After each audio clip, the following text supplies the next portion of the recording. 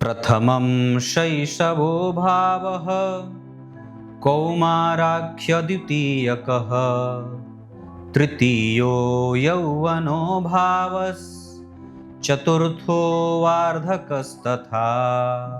प्रिय दर्शकों नमस्कार, एक बार फिर से उपस्थित हूं आप सबके सामने। आज के इस कार्यक्रम में सबसे महत्वपूर्ण विषय कि जन्म कुंडली के 12 भाव में से अगर हम पापी भावों की संज्ञा करते हैं, पापी भावों का वर्गीकरण करते हैं, तो ऐसा कौन सा भाव है जो सबसे प्रधान पापी माना जाता है। उससे कम कैटेगरी के हिसाब से कौन कौन से भाव पापी भाव माने गए हैं और उनका संयोग अगर किसी भी ग्रह के साथ होता है तो उसी कैटेगरी में किस तरीके का परिणाम वो देते हैं। बने रहिएगा कार्यक्रम के अंतिम हिस्से तक। इस कार्यक्रम में आप ये भी जानेंगे कि आपके कुंडली के कौन से ग्रह अगर किस भाव के साथ युति करेंगे तो उनके प्रभावों में निम्नता को प्राप्त करेंगे या वो अपना प्रतिफल कमजोरी से देने वाले होंगे। लाइव होता हूं शनिवार को रात्रि 8:15 पे, कहीं नहीं जाना है, बिल्कुल बन के रहिएगा। शुरू करते हैं आज का कार्यक्रम। जय श्री कृष्ण आवश्यक रूप से लिखें। सिद्धांत यहां से शुरू होता है कि जन्म कुंडली का तीसरा भाव, श्लोक जो मैंने पढ़ा है उसका अर्थ अंतिम में बताऊंगा। जन्म कुंडली का तीसरा, जन्म कुंडली का छठा, जन्म कुंडली का 8वां और जन्म कुंडली का 11वां। तीसरा, छठा, 8वां और 11वां ये जन्म कुंडली के नेष्ठ भाव कहे गए हैं, ऋषभ भाव कहे गए हैं। अब जरा विचार करिए तो जन्म कुंडली का ये जो भाव होता है, ये जो जहां मैंने 3, 6, 8 और 11 लिखे हैं, ये भाव ऋषभ भाव कहे गए हैं, नेष्ठ भाव कहे गए हैं। और जब पापक ग्रहों का वर्गीकरण किया गया, ग्रह नहीं पापक भावों का वर्गीकरण किया गया, तो उसमें सबसे परम पापी 11वां, परम पापी 8वां, परम पापी 6वां और परम पापी 3रा, ये सब पापी ही हैं। लेकिन इसमें सबसे परम पापी, जो सबसे मजबूत प्रकार का पापी दोष बनाता है, वो जन्म कुंडली का 8वां भाव होता है। उससे कम पापी ग्रह की श्रेणी, पापी भाव की संज्ञा में 11वां भाव, उससे कम पापी की श्रेणी में 6ठा भाव और सबसे कम पापी ग्रह बार बार बोल दे रहा हूं, भाव की संज्ञा में 3रा भाव।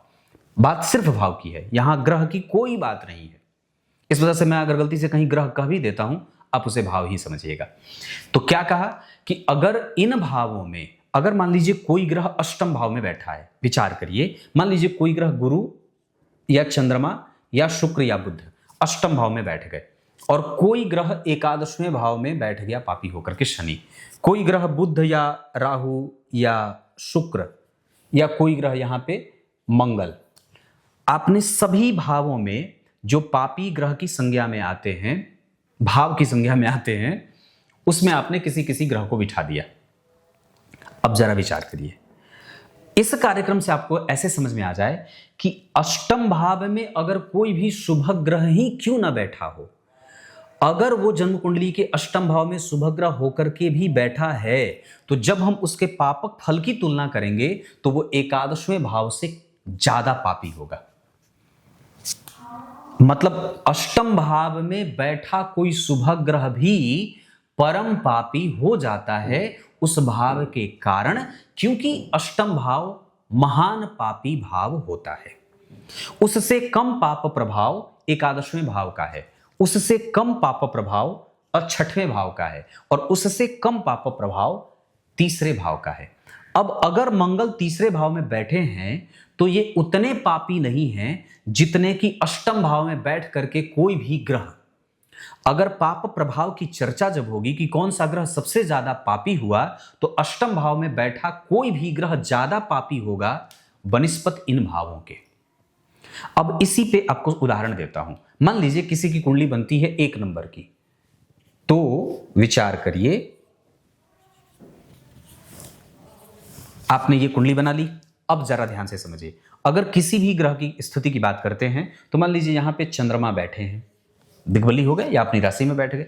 मान लीजिए मैं यहां पे अष्टम भाव के स्वामी मंगल होते हैं, मेष लग्न की कुंडली के लिए लग्नेश ही होते हैं। अब यह सिद्धांत आपको यहां पे फिर से समझना होगा। यह सिद्धांत ये कहता है कि अगर लग्नेश ही अष्टमेश हो और अगर शुभ ग्रह के साथ शुभ भाव में बैठा हो तब उसे पापी नहीं माना जाएगा। क्लियर है? मतलब अगर लग्नेश है कोई बात नहीं है, अष्टम भाव में बैठे हैं, अगर किसी शुभ ग्रह से दृष्ट हैं या फिर अपनी राशि में बैठे हैं तो उनको पाप दोष नहीं लगेगा। लेकिन अगर कोई और लग्न की कुंडली होती तब पाप दोष लगता। मैं किसी अन्य लग्न की कुंडली के लिए मान लीजिए अष्टम भाव में कोई एक और राशि बन गई, मान लीजिए यहां पे 6 नंबर लिख दिया या 10 लिख दिया, कोई भी एक राशि बनी और इसके स्वामी यहां बैठ गए, या तो शनि बैठ गए या तो बुध बैठ गए। आप तो अब क्या होगा, चूंकि ये अष्टम भाव है, अष्टमेश के साथ युति कर रहे हैं, अब यहां पे चंद्रमा का प्रतिफल बनने वाले अच्छे राजयोगों को भी कमजोर कर देगा, सिर्फ अष्टमेश के साथ बैठने के कारण। अब इसको और थोड़ा सा समझते हैं।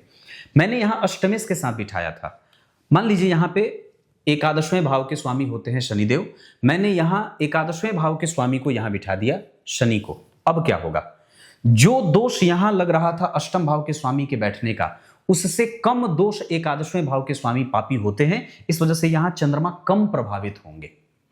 कम प्रभावित होने का अर्थ होगा कि अगर अष्टमेश के साथ बैठे थे चंद्रमा तो 100% अगर पापी हो रहे थे तो एकादशवें भाव के स्वामी के साथ बैठ करके वो 80% ही पाप परिणाम देंगे या 80% ही अपने प्रभावों को कमजोर करेंगे। अब उसके बाद मान लीजिए छठवें भाव के स्वामी जो कोई भी ग्रह बनते हो, यहां बुध हैं, अगर ये चंद्रमा बुध के साथ बैठ गए तो ये चंद्रमा का जो छठवें भाव के स्वामी के साथ बैठने का पाप प्रभाव लगेगा वो 60% लगेगा या 50% लगेगा, मतलब कम लगेगा, क्योंकि ये कम पापी होते हैं। तो यहां पे चंद्रमा और बुध के बैठने का प्रतिफल उनको कम पाप युक्त बनाएगा। और सबसे कम क्या होगा, सबसे कम पाप प्रभाव लगेगा तीसरे भाव के स्वामी का। जो भी ग्रह आपकी कुंडली में तीसरे भाव का स्वामी है, किसी भी ग्रह के साथ अगर यहां बैठ रहा है, मान लीजिए बुद्धि है तो यहां बुध बैठेंगे तो उस चंद्रमा के पास जो पापक बल होगा वो कम होगा। फिर से इसको समझने की कोशिश करते हैं। जैसे आपने ये बात जानी है कि सबसे बलवान केंद्र लग्न होता है, उसके बाद इसको 2 अंक, इसको 3 और इसको 4 अंक प्राप्त होता है। ये 25 बलवान है, ये 50, ये 75 बलवान है 7वां भाव, ये 100% बलवान है। तो क्या कहा कि लग्न जो केंद्र है वो 25% फल देता है, चतुर्थ भाव 50%, सप्तम भाव 75% और दशम भाव मजबूत केंद्र है, इस वजह से वहां बैठा ग्रह 100% परिणाम करता है। आप ये तो जान गए। तो ये तो केंद्र का वर्गीकरण हो गया। जब त्रिकोण का वर्गीकरण करते हैं तो कहते हैं कि ये 25% परिणाम देता है, ये 50% परिणाम देता है और ये 100% परिणाम देता है। आपने त्रिकोण का भी वर्गीकरण कर दिया कि भाई यहां जो ग्रह बैठा है वो 25% फल करेगा, यहां जो बैठा है वो 50% मजबूत परिणाम करेगा, यहां जो बैठा है वो 100% मजबूत परिणाम करेगा। तो उसी तरीके से आपने त्रि, षट और आय इन भावों का वर्गीकरण किया तो तीसरे भाव में बैठा ग्रह 25% कमजोर होता है, पापी 25% ही पाप प्रभाव करेगा। हो सकता है कि वो 75% तक शुभ परिणाम कर दे। वैसे ही छठवें भाव में बैठा ग्रह 50% पाप प्रभाव करेगा तो 50% अच्छा परिणाम भी करेगा। अष्टम भाव में बैठा ग्रह 100% तक बुरा परिणाम करेगा, पाप परिणाम करेगा। और एकादशवें भाव में बैठा ग्रह 75% तक बुरा परिणाम, 25% तक शुभ परिणाम करेगा। समझ में आ गई होगी बात कि कैसे आपने ग्रह का वर्गीकरण किया। यह सबसे कमजोर पापी होता है, उससे कमजोर ये पापी होता है, उससे कमजोर एकादशवां भाव पापी होता है और सबसे मजबूत पापी अष्टम भाव होता है।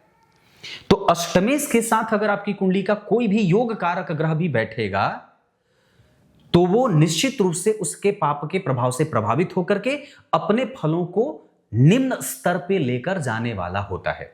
एकादशवें भाव के साथ अगर कोई ग्रह बैठा है तो वो निम्न स्तर पर ले जाकर के परिणाम करने वाला होता है।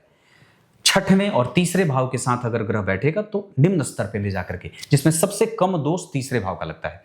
एक सिद्धांत यहां पे और भी बता दूंगा, तब और भी ज्यादा आप लोगों को क्लियर हो जाएगा।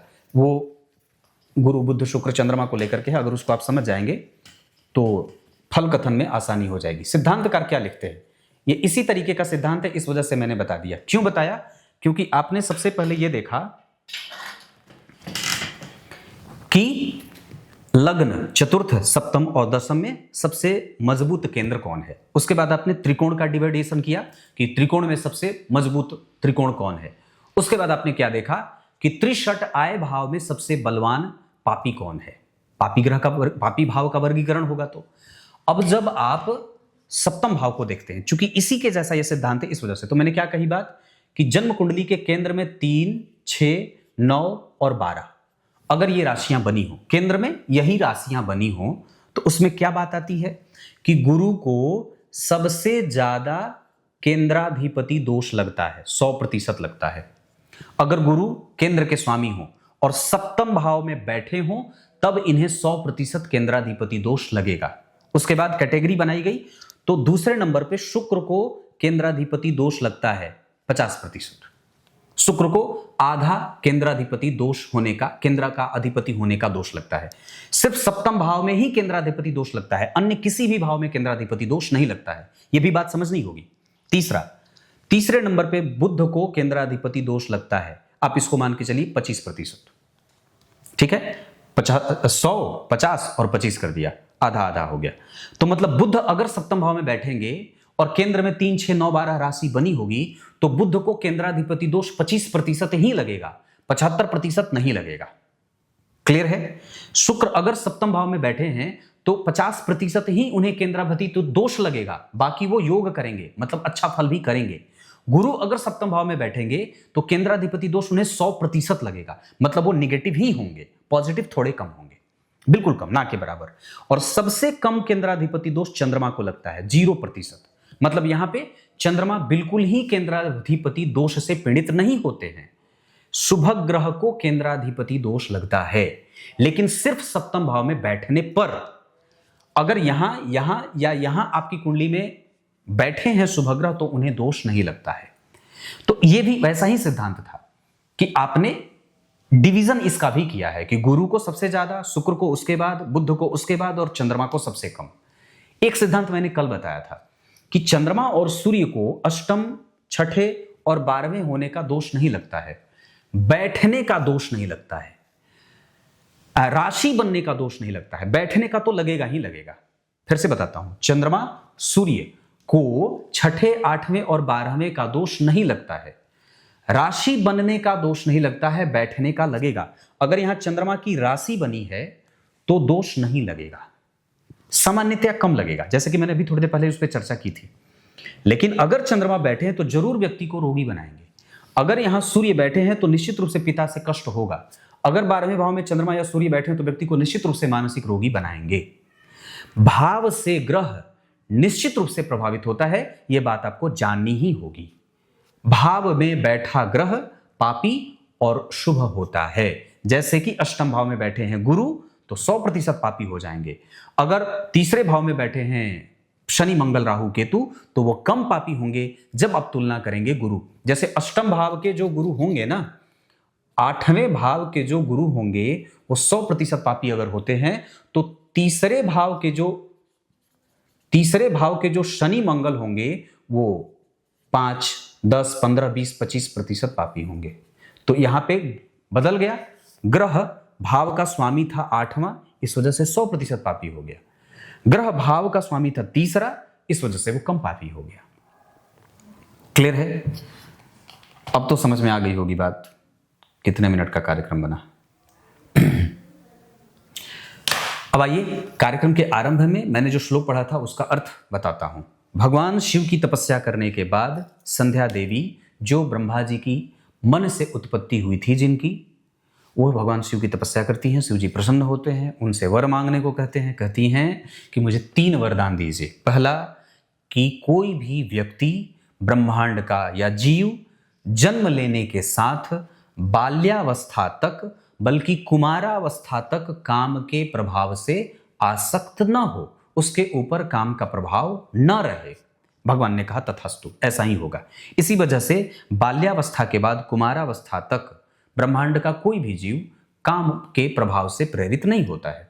उसके बाद जैसे वो युवा होता है और वृद्ध होता है, उसके ऊपर काम का प्रभाव रहता है। ये पहला। दूसरा, उन्होंने ये वर मांगा कि मेरा जो पति हो वो सिर्फ मेरे ही प्रति आसक्ति का भाव रखता हो, अन्य किसी भी स्त्री में उसकी आसक्ति न हो। भगवान भोलेनाथ ने कहा तथास्तु, अर्थात उनको ये वरदान भी दे दिया। और तीसरा वर कहा कि मेरे प्रति कोई भी पुरुष किसी भी प्रकार से अगर काम के भाव से प्रभावित होगा वो नपुंसक हो जाए, ये मुझे तीसरा वरदान दीजिए। तो तीसरा वरदान भी संध्या को यही मिला हुआ है। तो ये संध्या देवी का ही वरदान है जो हम मनुष्यों के ऊपर लागू होता है कि हम कब कामासक्त होते हैं और कब हम पे काम का प्रभाव नहीं होता है। क्लियर है? कुछ इसी तरीके से आज के इस कार्यक्रम का समापन करते हैं। कल एक बार फिर से उपस्थित होंगे आप सबके सामने। तब तक के लिए बहुत बहुत नमस्कार।